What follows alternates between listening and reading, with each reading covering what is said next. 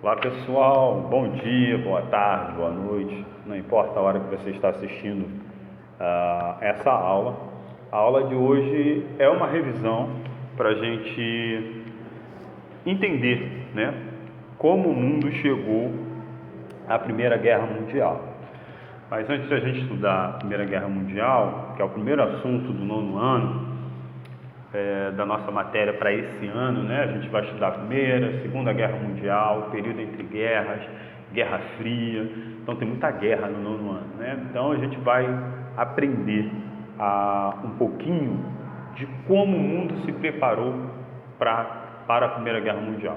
E para a gente entender isso, a gente tem que estudar imperialismo e por que o imperialismo foi importante para esse período que a gente vai estudar, para esse evento histórico que a gente vai estudar, que é a Primeira Guerra Mundial, né? Que foi um conflito que reuniu muitas nações, foi dentro da Europa, mas envolveu países como os Estados Unidos, por exemplo, que entraram na guerra.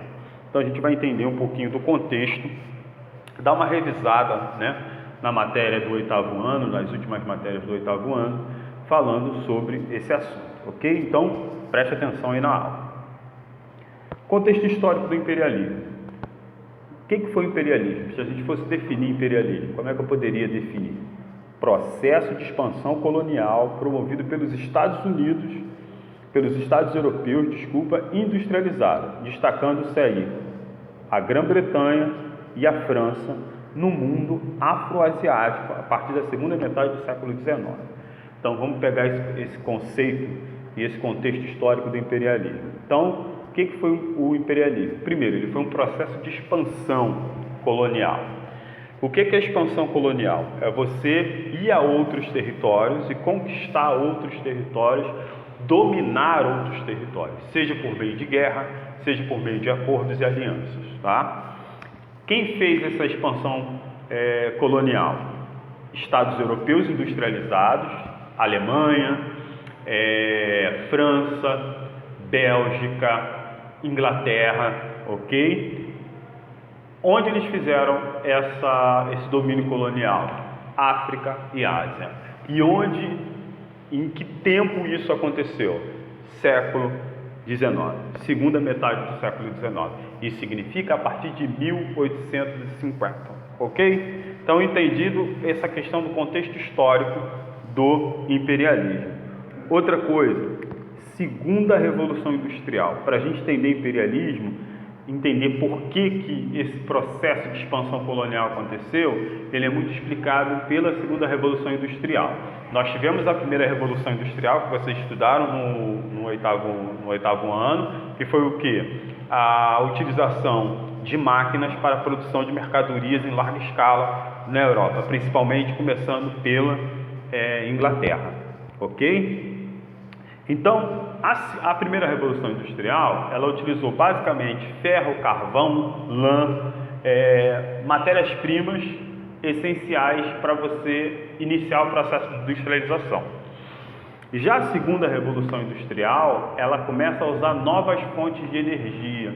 Enquanto que a fonte de energia da primeira Revolução era o carvão vegetal, o carvão mineral, a segunda Revolução Industrial vai utilizar outra fonte de energia muito conhecida da gente hoje e que foi essencial para o mundo do século XIX, século XX e início do século XXI. Apesar que o mundo já está mudando nesse sentido. Mas vamos lá. Então, segundo a Revolução Industrial, principal característica, uso de novas fontes de energia, como o petróleo e movimento da água para geração de eletricidade. O movimento da água é esse, professor? Usinas hidrelétricas. O Brasil é campeão no mundo, né? Tem uma das maiores usinas hidrelétricas do mundo, que é Itaipu, que é uma usina binacional. Brasil e Paraguai dividem, é na divisa desses dois países. Então, o Brasil e o Paraguai dividiram a construção de Itaipu para geração de energia elétrica, tá?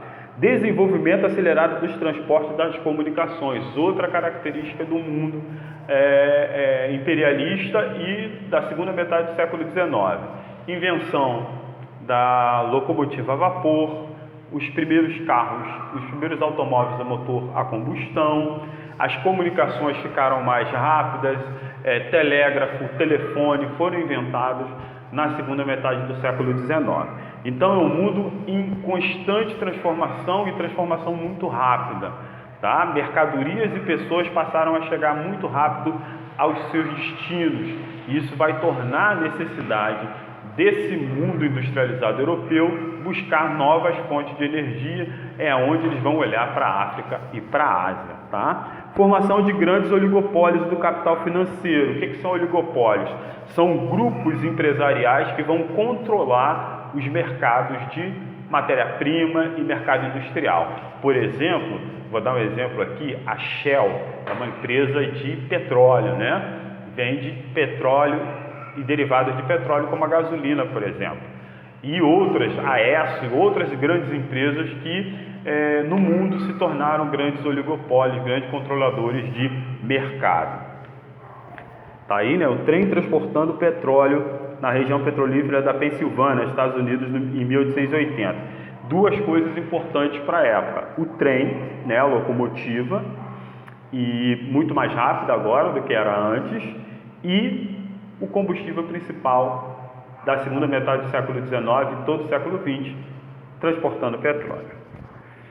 Quais são os interesses dessas potências imperialistas, né? Quais são os objetivos dos países imperialistas? Primeiro, adquirir matéria-prima para a expansão industrial. Então, como eu falei, essa indústria nova, ela precisa de mais matéria-prima, como o petróleo e o látex. O látex é o que vai dar a borracha, né? A indústria do automóvel está crescendo muito e precisa de borracha para os pneus. Então o látex passa a ser também um produto muito buscado por eles. Buscar novos mercados consumidores, ou seja, não basta só não basta só fabricar o produto, você precisa vender. E a Europa e Estados Unidos já tinham muitos produtos, então eles precisavam de novos mercados. A África e a Ásia viraram esses novos mercados. Conquista de regiões que pudessem absorver a mão de obra excedente na Europa, uma contenção social. Isso aqui é interessante notar. A Europa, com a industrialização, com a modernidade, ela cresceu muito. O desenvolvimento da medicina no século XIX fez com que as pessoas vivessem mais, tivessem mais filhos. E a Europa inchou muita gente.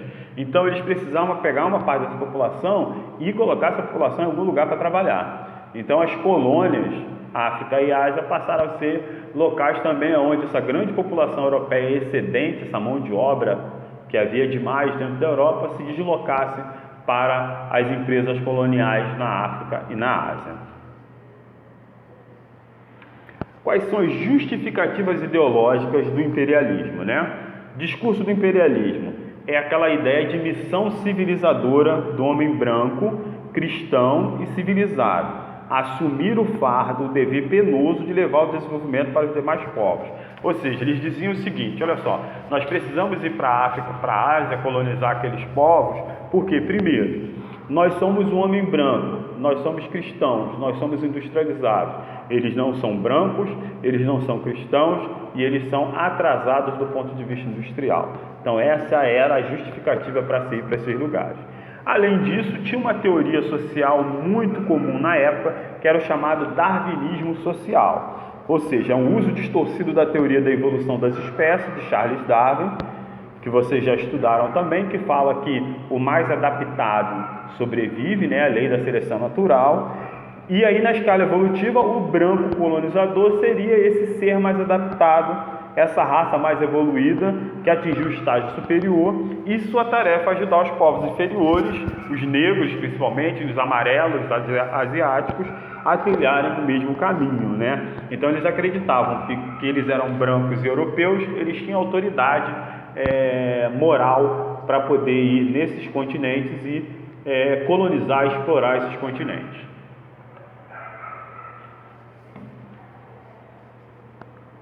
Os interesses das potências, né? Na África, por exemplo, os primeiros passos da partilha do continente africano foi entre 1830 e 1880, né? A Argélia ficou com a França, o Egito com a Inglaterra e o Congo com a Bélgica. Consolidação da partilha da África. A Conferência de Berlim foi o principal meio pelo qual esses países tomaram conta da África, tá? Inglaterra, França, Bélgica, Alemanha, Itália, Espanha e Portugal foram os países que foram na Conferência de Berlim e tiveram autorização para explorar, colonizar, fazer acordos, conquistar essas nações africanas que estavam ali à disposição, tá? Observem aí no mapa a questão da partilha da África, né? Observem que essa parte toda aí em rosa seria o local que Portugal queria, né, que ficasse sob seus cuidados, né? O que é uma loucura, porque você teria aí boa parte da África sob os cuidados